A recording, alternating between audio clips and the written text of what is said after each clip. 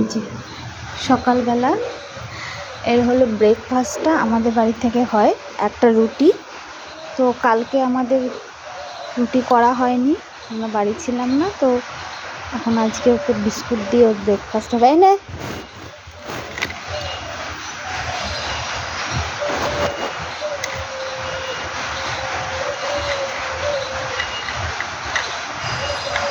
কি হলো?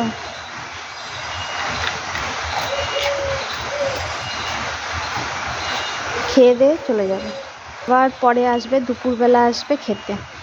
এর আগে আরও কয়েকবারই আছে ওর। কে?